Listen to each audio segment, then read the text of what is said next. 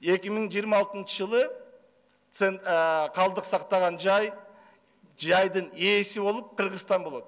Ал эми ошо калдыктардын ичинде жаткан алтын, аякта 120 тоннага чейин алтын болот деп атат адистер, лабораториялык мына изилдөө менен 2026 жылы.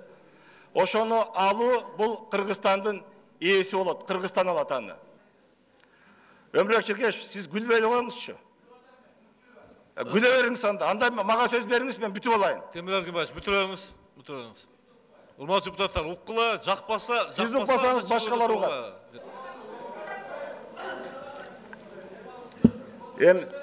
Урматтуу депутаттар, Өмүрбек Черкешев. Келишимдерге сиз да күнөөбүз. Биз де депутат. Мурат Орманович. Ака өзүңүздү сыйлап коюң. Өмүрбек Черкешев. Мурат Орманович. Мурат Орманович.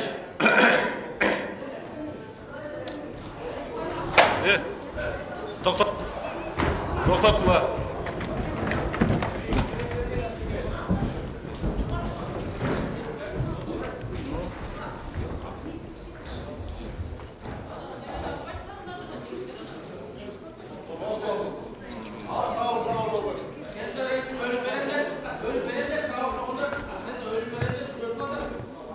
Otururlar, urmatlı депутаттар.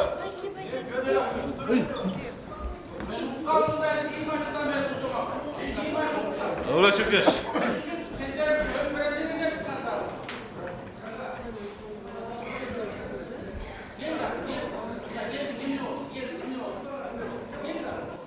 Сен чыккыла, сен эмне турасың?